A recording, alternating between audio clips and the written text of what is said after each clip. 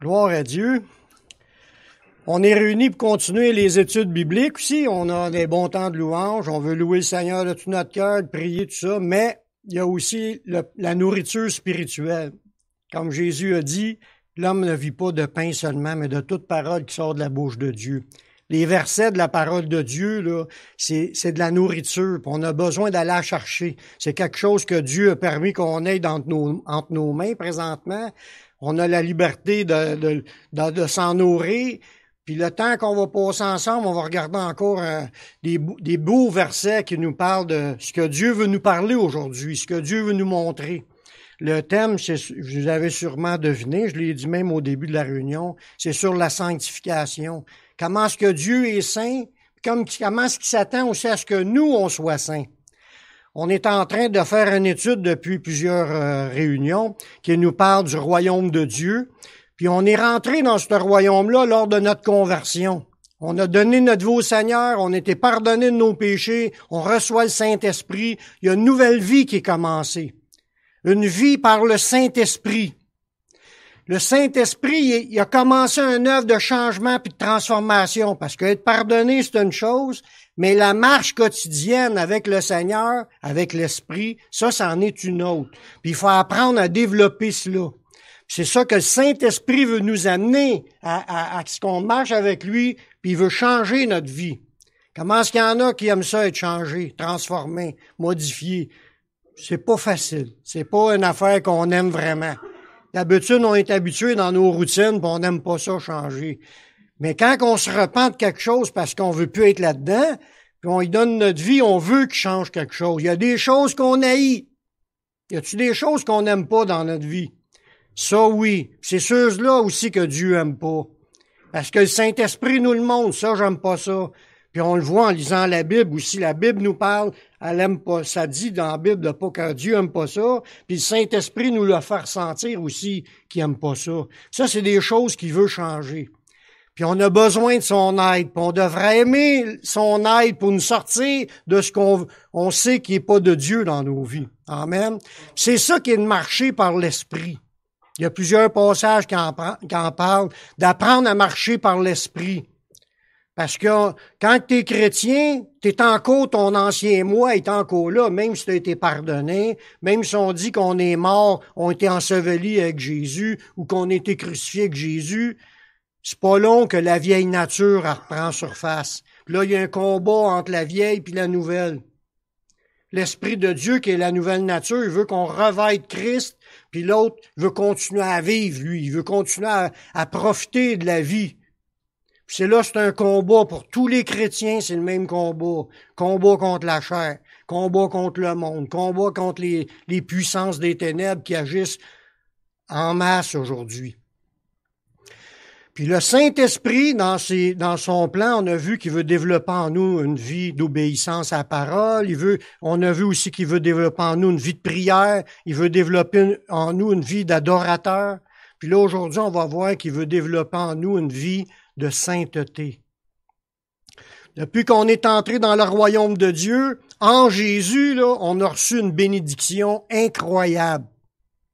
De pouvoir profiter de la présence de Dieu, de s'abreuver puis d'être rassasié du bonheur de sa présence.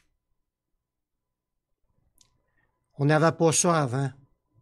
C'est quand on devient chrétien qu'on commence à goûter ces moments de paix, de joie, de bénédiction. Des fois, c'est des guérisons, des délivrances. Sa présence, ça se ressent, ça se ressent. C'est quelque chose de surnaturel, puis ça nous aide à garder nos pensées en Jésus. C'est donné par Dieu, ça fait partie du fruit de l'Esprit. Il nous remplit notre cœur d'amour, de paix, de joie, de douceur, de patience, pas tous les jours, mais il veut prendre notre dessus pour que ça soit à tous les jours. C'est vrai, c'est quelque chose qui s'expérimente, c'est quelque chose qu'on a comme bénédiction de pouvoir goûter à cela. Puis si on l'a perdu, mais il faut retourner dans les bras du Seigneur puis prendre plus de temps avec lui, parce que c'est là qu'on peut expérimenter cela. Quand on loue le Seigneur, là, ceux qui sont expérimentés dans la louange, qui ont rentré à être connectés par sentir sa paix, puis sa joie, puis sa lumière qui nous éclaire, puis ça nous fait du bien. Sa bénédiction, puis ça nous a été permis de goûter sa présence. C'est sa gloire. C'est goûter sa présence parce qu'on était pardonné, on était purifié. Il faut comprendre que pour être convenable de demeurer dans la maison de Dieu puis de goûter à cela, il fallait qu'on soit saint. Un pécheur, dans l'état où on était avant d'être chrétien, on pouvait pas goûter ces moments-là. Pour être convenable là, de goûter ces choses-là, là, une bonne condition d'être, c'est d'être, premièrement, il fallait être saint. Puis là, pour cela, c'est ça que ça nous dit aussi dans le psaume 93, verset 5. Il dit, tes témoignages sont entièrement véritables. La sainteté convient à ta maison. Nous sommes la maison du Seigneur. Chacun de nous est une pierre pour former cette maison-là. Puis la sainteté convient. C'est quelque chose de naturel, c'est quelque chose il faut que ça soit là, la sainteté, pour être dans sa maison. Ouais. Ça fait partie du plan de Dieu. Dieu, il accepte pas le péché dans sa présence. Il fallait devenir saint. C'est pour ça qu'il était vraiment important que le Seigneur prépare un chemin, prépare une voie pour nous permettre de devenir saints. Sans qu'on soit déclaré saint par Dieu, on n'aura jamais pu profiter de la sainteté de Dieu, de sa présence glorieuse, de sa puissance, de sa bénédiction qu'on goûte. Parce que le passage dans le psaume 65, le verset 4, que je n'ai pas lu, il dit, heureux celui que tu choisis, c'est Dieu c'est dans sa parole il parle de nous, là. Heureux celui que tu choisis et que tu admets en ta présence. Il y a un bonheur à aller chercher quand tu lui goûtes, là. De pouvoir être admis d'entrer dans sa présence, d'avoir été choisi d'entrer dans sa présence, pour goûter à tout ce qu'il y avait à déverser dans nos vies. Il dit, pour qu'il habite dans tes parvis. Nous nous rassasions de bonheur de ta maison. Le bonheur de sa maison, c'est parce que Dieu est là. C'est là pour ça qu'on est heureux. Pour ça qu'on est béni. On se sent béni. À cause Dieu, il est là. Dieu nous a admis en sa présence. Dieu nous a accordé un privilège d'entrer dans sa maison puis d'y en être connecté. Comme Pierre, on était ajouté, on fait partie de la maison, l'habitation de Dieu. Dieu est présent puis il veut déverser sa bénédiction. Ça dit dans ce verset-là, nous nous rassasions du bonheur de ta maison, de la sainteté de ton temple. Il y a de quoi aller chercher dans sa présence, là, qui va nous faire sentir et goûter sa sainteté. Il nous a admis à rentrer pour qu'on puisse la goûter. Il a fallu qu'il prépare un plan spécial pour nous rendre saints, pour nous permettre d'être entrés et de pouvoir profiter du bonheur de sa maison. Il y en a-tu qui sont heureux de connaître le Seigneur, puis qui ont goûté cette paix-là, cette joie-là, ce bonheur-là? Si vous l'avez pas goûté, il est encore temps, la porte de la grâce n'est pas fermée, on peut être pardonné de nos péchés, déclaré saint par Dieu, puis là, on va pouvoir avoir accès. Vous allez pouvoir avoir accès à tout ce que Dieu veut déverser dans vos vies. Puis ça, il fallait que Dieu fasse de quoi? Parce que pour nous, dans l'état où on était avant de connaître Jésus, là, c'était impossible. Pécheurs comme on était, c'est impossible qu'on puisse entrer dans la présence de Dieu. Ah, tu peux le sentir de temps en temps, même quelqu'un de non sauvé, il rentre dans l'église du Seigneur, puis pendant une louange, il peut être touché, parce qu'il y a du monde qui prie, puis il y a du monde qui sont connectés, puis les autres peuvent être touchés. Même Saül, dans le temps qu'il avait été rejeté par Dieu, il y a les mauvais esprits étaient après lui, puis il était tourmenté, puis là, David se mettait à louer le Seigneur, puis là, l'onction du Seigneur le faisait respirer. Il se sentait mieux dans la présence de Dieu. Mais pour goûter, pour pleinement être admis, pour faire partie de cette maison-là, il faut vraiment que tu rentres, puis tu naisses de nouveau, que tu sois pardonné, puis à partir de ce moment-là, tu es déclaré saint. Puis une fois que tu es déclaré saint, parce que le sang de Jésus t'a pardonné, t'a purifié, là, tu peux rentrer dans la présence de Dieu, puis profiter du bonheur de sa maison. C'est impossible pour nous, avant d'être chrétiens, de goûter à cela. Parce que dans 1 Corinthiens 6,9, ça nous l'explique. Ne savez-vous pas que les injustes n'hériteront point du royaume de Dieu? Tout ce qu'on profite présentement, on voit déjà le royaume, on est déjà entré dans le royaume. Les autres peuvent pas, les injustes peuvent pas voir cela, puis entrer, puis goûter à ces choses-là. Puis ils n'entreront pas s'ils restent injustes. Les injustes peuvent pas obtenir rien. Faut que tu deviennes juste.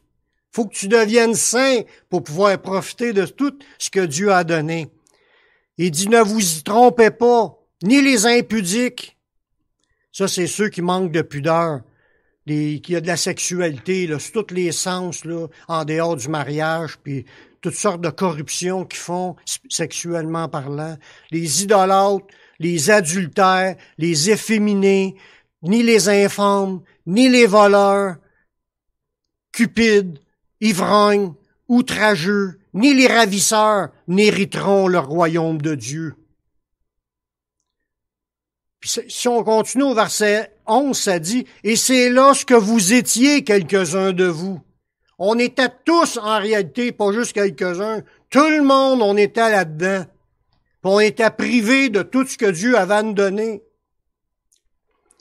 Puis c'était écrit pour les gens de Corinthe, puis eux autres aussi, ils étaient déclarés qu'ils faisaient partie de ce gang-là, puis ils hériteraient pas du royaume. Mais, grâce à Dieu, puis c'est ça le plan merveilleux, vous avez été lavés, vous avez été sanctifiés. Sanctifiés, ça veut dire déclaré saint. Vous avez été justifiés au nom du Seigneur Jésus-Christ par l'Esprit de notre Dieu. Donc, quand tu reçois l'Esprit Saint dans ta vie, c'est là que tu reçois tout ce qui est écrit là. C'est par le nom du Seigneur puis par l'Esprit Saint. Quand tu l'acceptes comme ton sauveur, il te pardonne, son sang qu'il a versé à la croix, il te purifie. Puis il dit, t'étais de même avant, mais t'es plus de même, t'es lavé. Fait que tous ceux qui ont fait le pas de se repentir puis se tourner vers Jésus pour naître de nouveau, mais ils sont tous lavés par le sang de Jésus, puis ils sont lavés aussi par l'Esprit de Dieu. On était sanctifiés, c'est déclaré saint, on était justifiés. C'est ça qu'à cause de cela, de cette œuvre-là, que là, on rentre dans la présence de Dieu, puis qu'on puisse se rassasier du bonheur de sa maison. Dit en d'autres mots, on peut goûter les bénédictions de sa présence dans nos vies. C'est ça que Dieu veut nous donner. Dans le mot grec du mot sanctifié, il y a plusieurs sens. Parce qu'on a été sanctifié, déclaré saint, autant qu'on était pécheur au bout, on se repent, t'es déclaré saint, là tu recommences une nouvelle vie avec Jésus. Puis le mot sanctifié, c'est être rendu vénérable. Ou sanctifié, ça c'est la même idée. T'es rendu séparé des choses profanes, puis t'es rendu dédié à Dieu. C'est qu'avant, t'appartenais pas à Dieu. T'appartenais au monde, aux profanes, à ce que ça n'a aucune valeur pour Dieu, puis t'étais prêt à être jeté dans les temps de feu. Mais là, t'es rendu un consacré à Dieu. Consacré, c'est t'es rendu sacré. T'es plus un profane, t'es rendu une personne sacrée, une personne sainte, puis le mot sacré, c'est la même affaire. On est des gens sacrés. Ça a un sens profond parce qu'on sait que Dieu, il est saint. Dieu, il est sacré. Tout le monde le prie, tout le monde l'élève comme étant saint, pur, juste, droit, grand, merveilleux. Tous les attributs de bon sont à lui. Puis nous autres aussi, à partir du moment que l'Esprit de Dieu rentre dans notre vie puis qu'on est pardonné, là, t'es rendu un sacré. T'es rendu un saint. C'est important de comprendre ça. Comme Dieu, Ça veut dire aussi que tu es purifié, que tu été nettoyé. Ton intérieur est lavé, puis ton extérieur est lavé. Il n'y a plus de souillure, il n'y a plus de péché, il n'y a plus de mal. Tu es rendu comme flambant neuf. Une nouvelle créature, c'est ça que la Bible a dit. On a été purifié par l'expiation du sang de Jésus. Là, le sang de Jésus nous purifie de toute iniquité. On est libéré de la culpabilité du péché. Toute notre condamnation que tu as sur nous s'est enlevée. T'appartiens à Dieu. Ça purifie aussi l'intérieur par le renouvellement de l'âme. Parce qu'à partir de ce moment-là que ça a commencé, cette nouvelle vie-là, il y a une purification du cœur qui doit commencer. C'est ça qui est le point. Pour commencer cette nouvelle vie, autant qu'avant, je me suis repenti. J'étais à Jésus pour être pardonné. Il t'a pardonné, il m'a pardonné. On est rendu des saints, purifiés, lavés en dedans, pandoire. Mais là, il y a une purification de sainteté qui doit se faire dans notre intérieur, dans notre cœur. On peut pas rester comme qu'on était avant, sinon on redeviendra 100% comme qu'on était avant. Là, Dieu nous donne l'Esprit Saint, l'Esprit sacré entre en nous, parce qu'on est devenus des êtres sacrés. Puis là, il y a une vie, une nouvelle vie, une purification de l'intérieur qui doit se faire, qui commence dans nos pensées, dans nos paroles, dans nos agissements, pour que notre marche soit dans la sainteté, qu'on reste saint dans notre conduite. Puis ça, c'est la marche du chrétien. Le Saint-Esprit veut nous amener à ce qu'on soit des saints, mais tout le reste de notre vie, qu'on demeure dans une condition sainte. Être toujours pardonné, puis être toujours de marcher dans la dignité d'être un saint. Ça, un saint, là, on va le voir dans quelques versets, il y a des pensées saintes, des paroles saintes, puis des agissements saints qu'on doit être devenu. C'est sûr qu'il y a un processus pour la transformation. On n'est pas 100% transformé au complet en commençant, mais le Saint-Esprit veut nous amener à ce qu'on marche dans la sainteté. C'est ça, afin de garder ce contact-là avec le Dieu saint.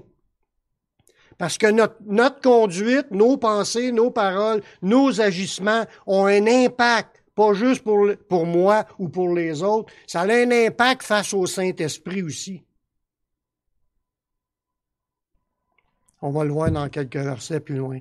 Une fois sanctifiés par le sang de Jésus puis par l'Esprit de Dieu, nous sommes sous la grâce de Dieu puis nous avons la possibilité d'avoir accès à toutes les bénédictions.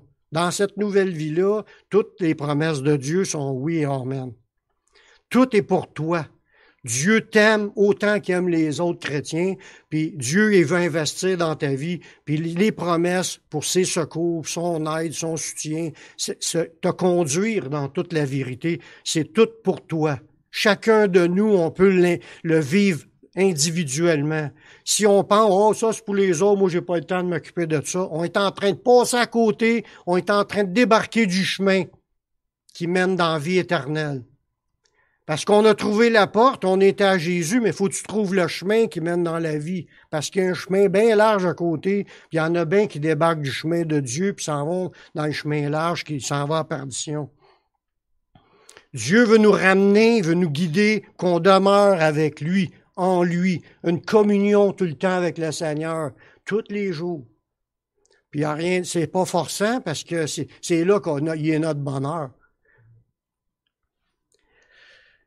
Dans 1 Pierre 1,2, ça dit qu'on est élus. Nous, chacun de nous, Dieu nous a élus. Parfait, t'es rendu un enfant de Dieu. L'autre ci. Vous êtes tous rendus des enfants de Dieu. On a été élus selon la prescience de Dieu par la sanctification de l'Esprit. Là, on voit dans ce passage-là que être élu, c'est pas juste d'accepter Jésus, faire un vote pour Jésus. Il y en a que la vie chrétienne se limite à cela. « Oh, j'ai accepté Jésus il y a 20 ans. » Oui, mais pour être élu, c'est bien plus que ça. Faut que tu marches par l'Esprit. Puis marcher par l'Esprit, il va te conduire dans la sanctification, à devenir de plus en plus saint dans ta conduite pour pas nuire à ta relation. Fait que Son élection qu'il a faite, c'est par la sanctification de l'Esprit, afin qu'on devienne obéissant. C'est des versets qu'on n'entend pas souvent, mais ils sont importants. Dieu s'attend de chacun des êtres sacrés sur la terre qui deviennent des gens qui marchent par l'Esprit sacré, puis qui marchent dans une marche de sacré. Une marche sainte. On fait plus partie du monde profane. On n'est plus comme le reste du monde. Le monde, ça compte pas devant Dieu tant qu'ils sont pas sauvés.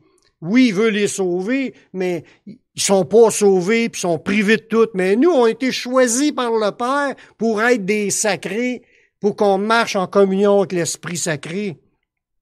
La sanctification que l'Esprit sacré veut faire en nous, c'est de nous rendre de plus en plus saints, de plus en plus consacrés à Dieu, puis de plus en plus purs. Pur, c'est pas juste pur dans le titre, parce que souvent on se fie qu'on a reçu le titre à se convertissant, qu'on est à saint. Oui, on est à saint, mais là, faut que tu demeures comme un saint le reste de ta vie. Puis si tu fais des choses, tu tombes, il y a des choses à faire, comme se repentir, puis demander pardon, demander qu'il nous purifie, demander de continuer le changement, parce qu'il faut demeurer dans cette sanctification-là. Puis là, ça dit, regardez bien ce verset-là, on est élus par la préscience de Dieu, par la sanctification de l'Esprit, afin de devenir obéissants et qu'il participe à l'aspersion du sang de Jésus-Christ.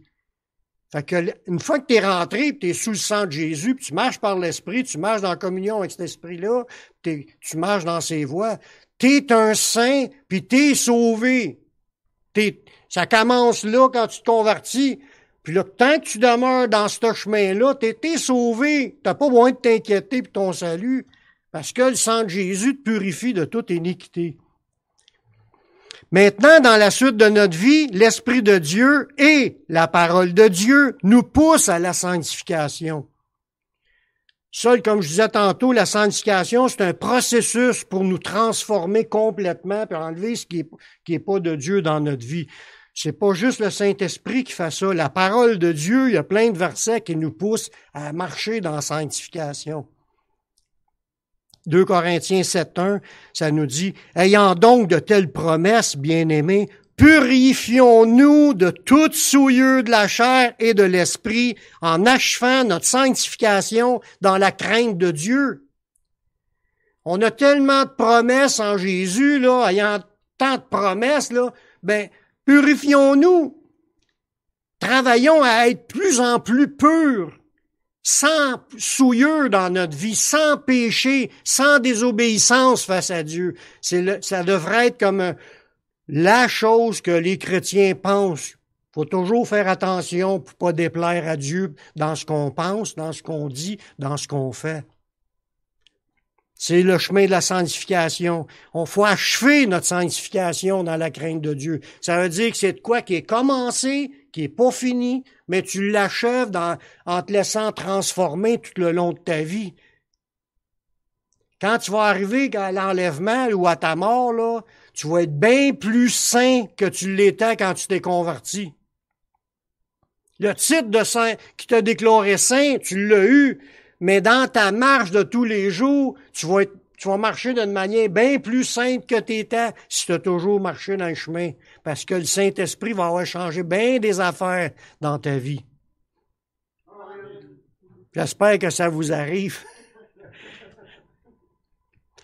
Nous sommes dans un combat pour nous dépouiller de tout ce qui est mal, puis de laisser le Saint-Esprit nous revêtir du nouvel homme.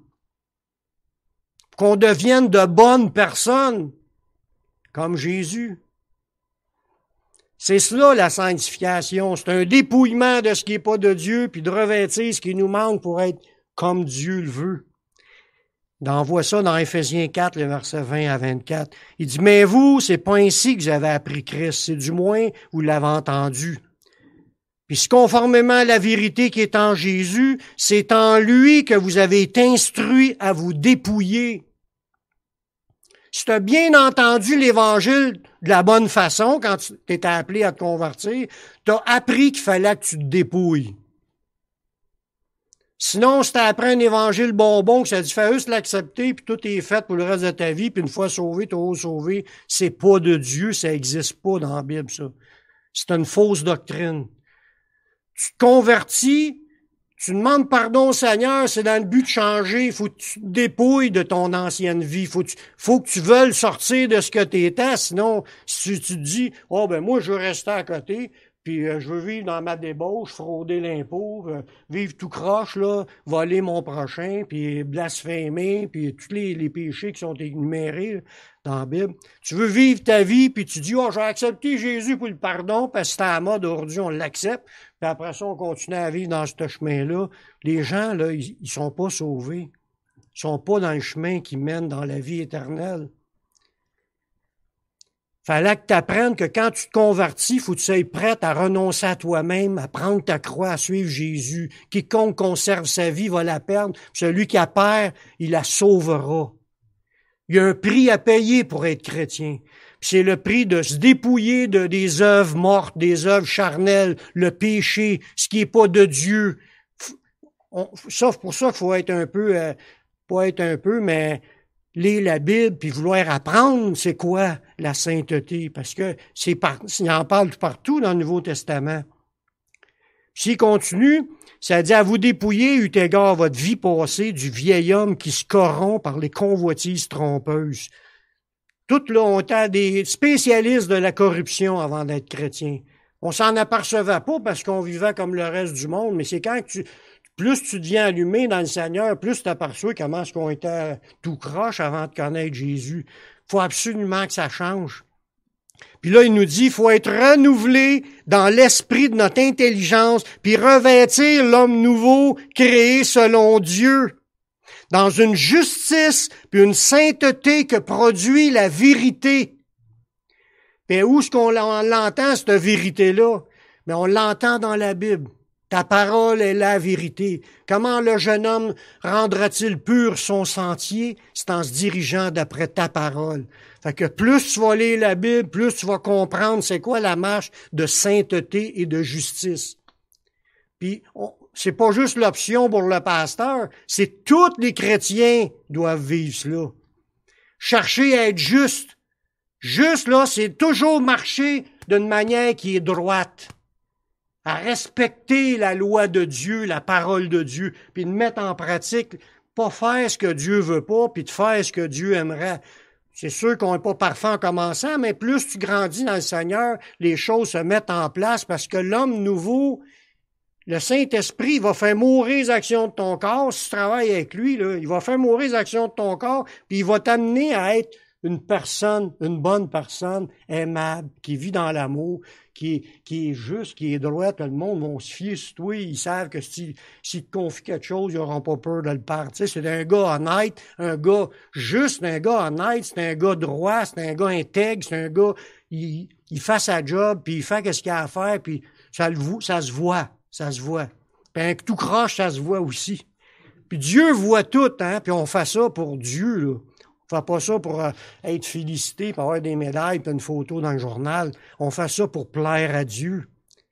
Parce on fait ça pour pas nuire, pour pas faire de la peine à l'Esprit Saint qui est en nous. On va le voir dans un verset plus loin. Ça fait partie du chemin du Seigneur qu'on marche dans cette sainteté-là, dans cette droiture-là.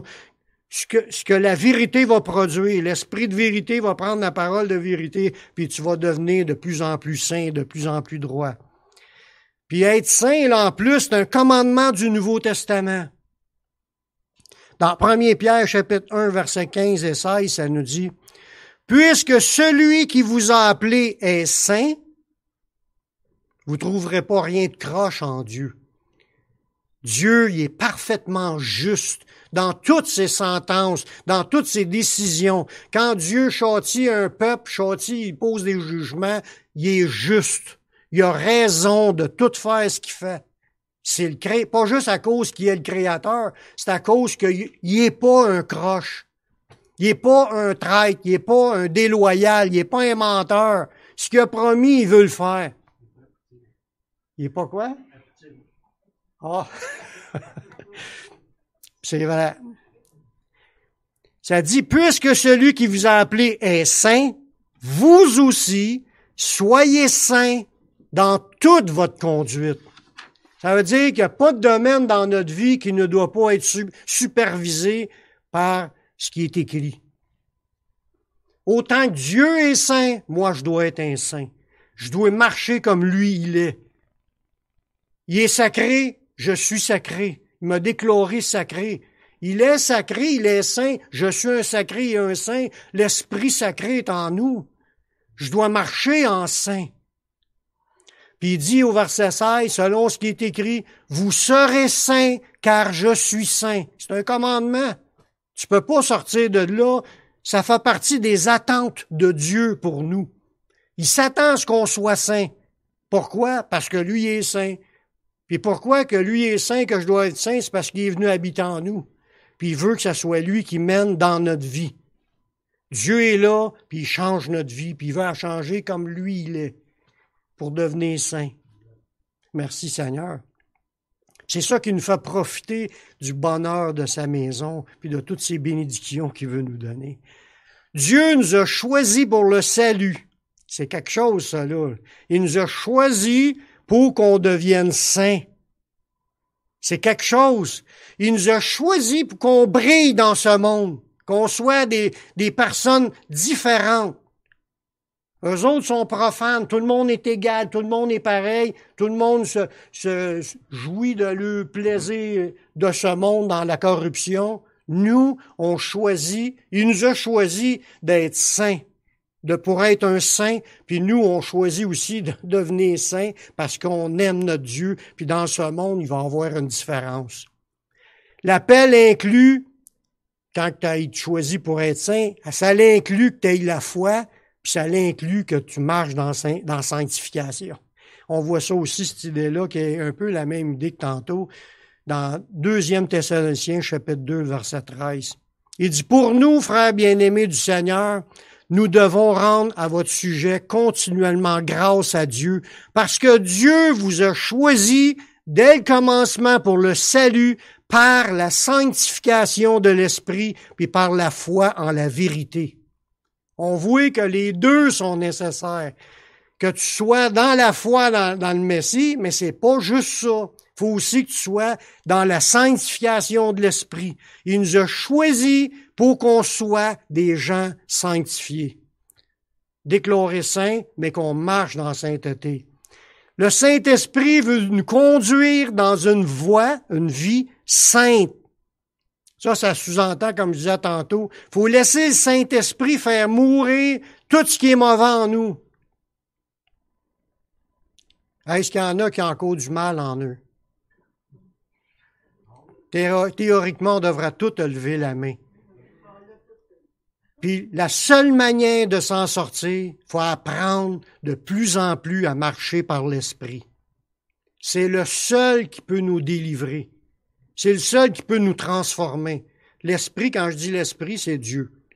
C'est l'Esprit de Dieu qui est entré dans nous. C'est Dieu qui est entré dans nous. Il y a juste Dieu qui peut changer notre vie pour qu'on marche d'une manière sainte. Il y a juste Dieu. Dans Galates 5,16, ça dit, je dis donc, marchez selon l'Esprit, puis vous n'accomplirez pas les désirs de la chair. Ça, c'est en train de dire qu'il y en a 2 manières qu'on peut vivre. Selon la chair, puis selon l'Esprit. Lequel des 2 vous pensez qu'il va gagner? Ça va être celui que vous nourrissez le plus. C'est comme si en nous, on aurait un lion puis un mouton en dedans de nous, là. Le lion, c'est le méchant qui veut nous faire vivre tout croche, le méchant. Puis le mouton, c'est le caractère d'un chrétien. Lequel qui va vivre, c'est un combat entre les deux. Lequel qui va vivre, c'est celui que tu vas nourrir le plus. Si tu nourris ta vie chrétienne, ta vie de l'esprit pour devenir comme Jésus, puis tu vas, c'est ça qui va prendre place. Si tu nourris ta vie charnelle, tu marches dans le péché, puis tu désobéis, puis tu continues, puis tu t'en fous, tu ne demandes plus pardon, puis tu marches tout croche, c'est ça qui va vaincre dans ta vie, puis c'est ça qui va avoir la victoire. Il faut marcher, là, quand il nous dit marcher, c'est écrit EZ, c'est comme un ordre, c'est pas quelque chose, Marcher, c'est un ordre, c'est à l'impératif dans la Bible. Ça veut dire c'est un commandement. C'est quelque chose qui nous dit, allez-vous-en par là, faites ça. C'est quelque chose qu'on doit faire. C'est une décision qu'on prend, qu'à partir d'aujourd'hui, je vais écouter l'Esprit, je veux entendre sa voix, je veux aussi écouter la parole de Dieu. En lisant, là, en étant à l'écoute, l'Esprit va t'enseigner la parole, puis va t'amener à marcher dans une direction qui est la marche de l'Esprit. Ça se fait pas tout seul. C'est pas quelque chose qui se fait tout seul. C'est quelque chose que tu prends décision, puis tu vas avoir des décisions à prendre. Puis il va te montrer des affaires des fois que ça ne te tentera pas de le faire. Puis là, il faut que tu apprennes à obéir. Il faut que tu apprennes parce qu'on a été sauvés pour l'obéissance. Fait qu'il faut que tu apprennes à écouter. Puis des fois, tu vois, on peut résister. Plus qu'on résiste, on ne passe pas à l'autre étape dans ce temps-là. Il veut nous faire grandir. Il veut régler des choses dans notre vie. Plus vite qu'on va accepter d'obtempérer, plus vite qu'on va grandir dans le Seigneur. Surveillons principalement nos paroles qui nous font dire du mal des autres, puis qui attristent le Saint-Esprit. C'est là que je vois dans ce verset-là qu'à chaque fois qu'on pêche, ça fait de la peine à Dieu. Dans Éphésiens 4, 29 et 30, ça dit « Qu'il ne sorte de votre bouche aucune parole mauvaise.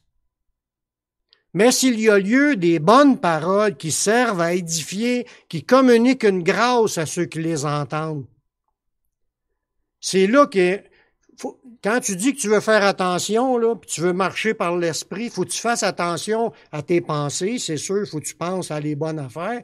Si tu es en train de méditer du mal envers quelqu'un, mais que tu arrives devant lui, c'est sûr que tu vas y en dire d'en face du mal, parce que c'est ça que tu es en train de penser. Mais si tu veux avoir des bonnes paroles dans ta bouche, pense du bien. Décide de pardonner, décide de passer par-dessus, décide d'être un gars ou une fille qui encourage les autres, puis essayer de faire un effort, puis demander à Dieu qu'il vous donne des paroles. Peut-être que c'était pas naturel d'avoir des bonnes paroles pour les autres, mais il faut que ça devienne plus facile. Tu demandes à Dieu de venir faire ces choses-là, de t'aider à ce que tu puisses avoir des bonnes paroles, puis que les gens, quand ils t'entendent, ça leur fait du bien, ils se sont sentis encouragés. C'est ça qu'il faut faire en tant que chrétien. Dans ce passage-là, il dit qu'aucune parole mauvaise, mais qu'il y ait de bonnes paroles qui servent à l'édification, puis qui communiquent une grâce à ceux qui les entendent. Puis là, c'est là au verset 30 qui dit « N'attristez pas le Saint-Esprit de Dieu, par lequel vous avez été scellés pour le jour de la rédemption. » N'attristez pas. L'Esprit de Dieu, c'est pas juste de l'électricité, là. C'est pas juste une puissance. C'est une personne. C'est un être. Quelqu'un qui pense, qui parle, qu'il est. C'est Dieu. C'est pas juste une force. Parce qu'il y en a qui disent que l'Esprit, c'est juste une force. Mais une force, là, moi, je peux dire des bêtises à l'électricité, puis ça y fera pas de peine. Tandis que Dieu, lui, si tu parles de mauvaises paroles, ça l'attriste. Ça le rend triste parce qu'il veut nous amener à être des bonnes personnes, puis on continue à laisser sortir des mauvaises choses. Ça l'affecte. Autant que ça l'affecterait ma femme si je dirais des bêtises. Mais ça affecte le Saint-Esprit. Puis si je veux améliorer ma communion avec l'Esprit Saint, mais il faut que je fasse attention. Je peux pas me permettre en tant que chrétien de dire n'importe quoi ou faire n'importe quoi, des choses qui déplaisent à Dieu. Dieu, là, il voudrait tellement qu'on soit bien dans sa présence, dans sa paix, dans sa joie, pas dans sa tristesse. Il veut pas nous communiquer. Puis ça, c'est quand on parle de tristesse, mais il y a des choses plus pires, comme il peut décider qu'il est plus capable de rester là. Ça devient insupportable pour sa vie. S'il voit qu'on n'a aucune repentance puis qu'on est tout croche, Dieu veut, faut pas qu'on se rende là. Je pense pas qu'on se rend là, mais veillons à ce qu'on fasse de plus en plus attention à ce qu'on pense, qu'on dit, ce qu'on fait. Puis là, il faut surveiller aussi nos sentiments, nos émotions non purifiées, parce que des fois, on peut être vraiment choqué dans une situation, qu'on a été attristé par une parole, ça me fait de la peine, mais il faut pas faut guérir ça, faut travailler à guérir ça avant de s'exprimer. Parce que Dieu veut pas qu'on se revanche non plus.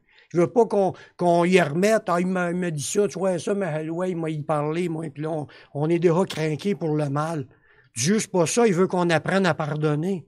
Il veut qu'on apprenne à passer par-dessus les affaires. Parce que cette personne-là là, qui est à côté de moi, là, mettons ma femme, si on a eu, sûrement qu'on a eu des petits moments qu'on s'entendait pas. Ça arrive quasiment à tout le monde. Puis, si on est encore là, 38 ans plus tard, ça se peut-tu qu'on ait réussi à passer par-dessus certaines affaires? C'est pas pour se vanter, parce que toute la gloire est à Dieu. Si j'aurais pas été avec le Seigneur, c'est sûr que je n'étais plus là avec elle. C'est sûr. Il a fallu que le Seigneur nous aide, parce que c'était ces deux bords, là. Il y a pas juste moi. Je veux pas dire qu'elle est pas correcte. Elle est correcte au bout. On est tous des corrects au bout. Tant qu'il arrive des conflits, il faut rester correct par la puissance de Dieu. Si on a de la misère à pardonner, passe par-dessus. Demandez à Dieu d'enlever l'amertume qu'on a dans notre cœur, parce que la minute qu'on entend, c'est souvent des traits enflammés du malin. Une flèche empoisonnée qu'on reçoit dans notre cœur, puis là, on vient tout croche en dedans, puis on a de la misère, puis on voudrait y dire, puis en sortir du poison, nous autres aussi, pour qu'elle soit empoisonnée. Mais là, il faut travailler ça avant que ça arrive. Demander au Seigneur de nous pardonner, d'avoir eu ça. Pardonner à l'autre, il faut pardonner. Pardonner, ça veut pas dire que tu ressens plus rien, que ça te fait plus mal. C'est que tu as un choix, que tu décides de pas te revenger. Tu dis au Seigneur de pas le punir pour cela. Puis tu lui demandes même de bénir la personne, parce que tu vas bénir ton ennemi. Puis après ça, tu demandes au Seigneur d'enlever ta blessure. C'est même pas ces deux bords qui ont une blessure, c'est toi qui en as une, c'est la tienne, faut que tu enlèves avant de t'exprimer puis de lancer ton poison aux autres. Souvent, c'est ça que ça dit dans la Bible, veillez à ce qu'aucune racine d'amertume poussant des rejetons produise du trouble et que plusieurs en soient infectés. C'est que quand tu es infecté, souvent on lance ça aux autres. On en parle aux autres, puis les oui, ça n'a pas de bon sens, il y a un bac là-dedans, puis eux autres sont empoisonnés. Là, c'est rendu 2, 3, 5, puis là, tout le monde se monte la tête contre. Puis des fois, ça aurait pu être réglé à la source. Dieu. Puis c'est sûr que tout le temps que le poison est là, poison de l'ennemi, c'est pas le poison de l'Esprit Saint. Lui, l'Esprit Saint voudrait éteindre les feux. Il voudrait qu'on se pardonne les uns les autres, qu'on se donne des bonnes paroles, qu'on soit compatissant, qu'on se supporte, qu'on s'entraide, qu'on cherche l'unité et l'amour ensemble, parce que c'est le plan de Dieu. Je vais en parler, si Dieu le veut, dans les prochaines réunions.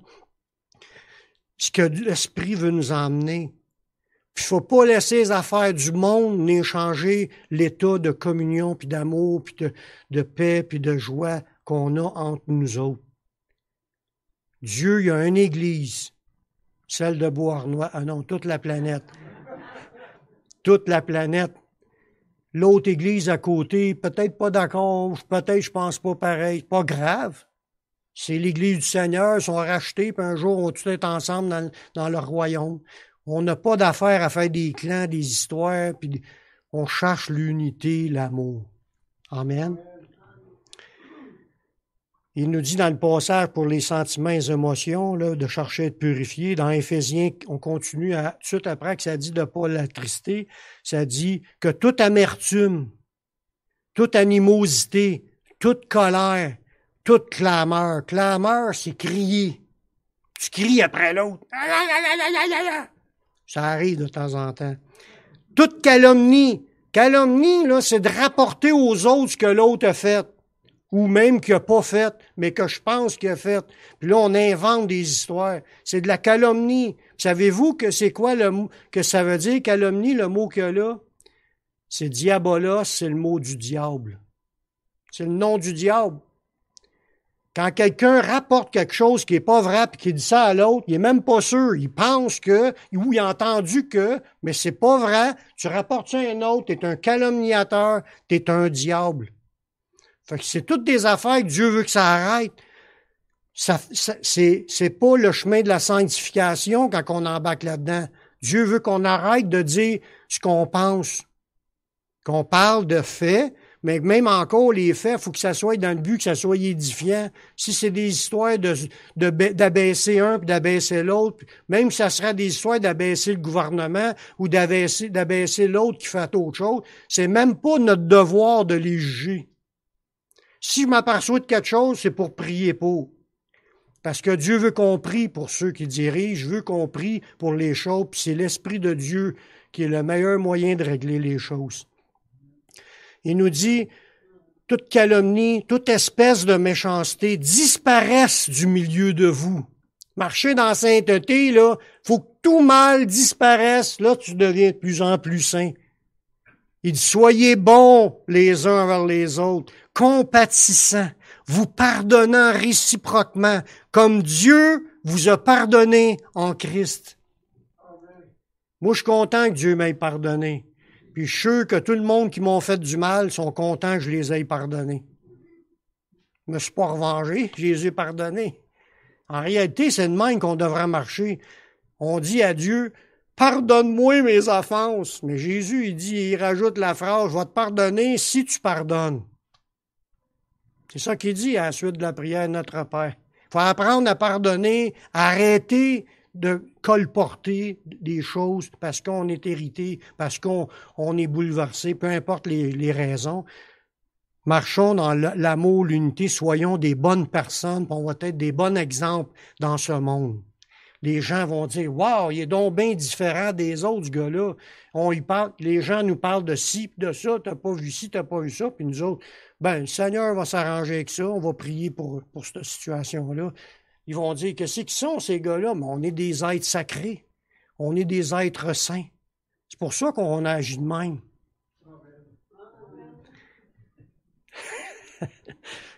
Le Seigneur nous donne le moyen le plus efficace pour arriver à vivre la vie comme il la demande. Le moyen le plus efficace, là, c'est d'utiliser ce qu'il nous a déjà donné. Dans 1 Timothée 4,5, ça dit, parce que tout est sanctifié par la parole de Dieu et par la prière. En d'autres mots, tout devient saint par la parole de Dieu puis par la prière. Ça veut dire que tu apprends des choses, là, cette chose-là que tu viens de comprendre, c'est une chose qui peut devenir sainte. Et qu'est-ce qu'il faut que tu fasses avec? Parle-en à Dieu. Demande pardon à Dieu pour ton affaire.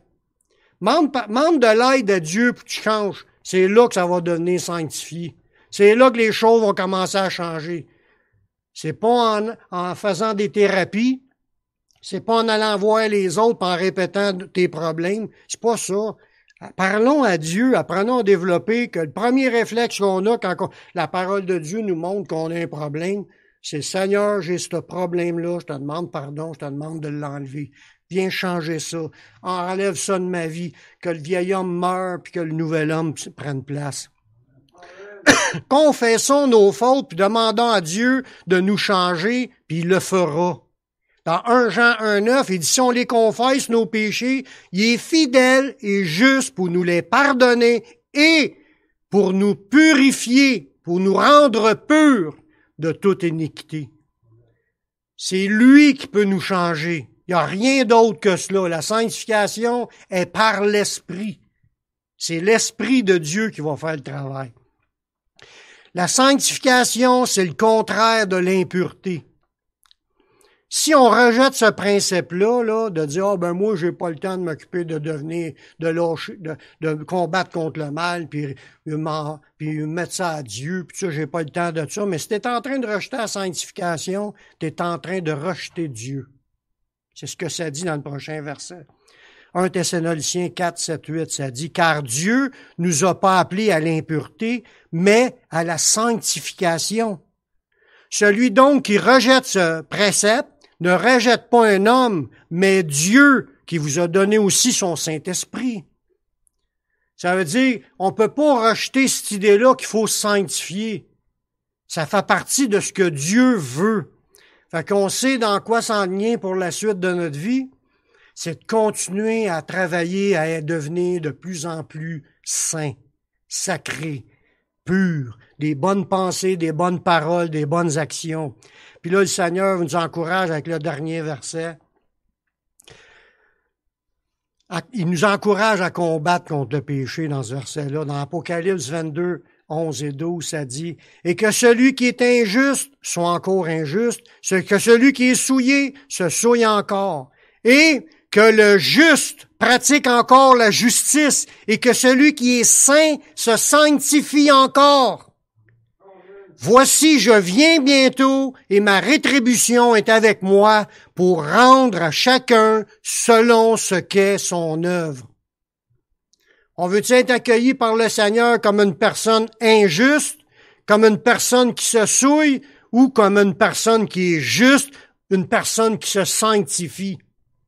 La rétribution du Seigneur, la rétribution, c'est le salaire. La récompense va être à ceux qui se sanctifient.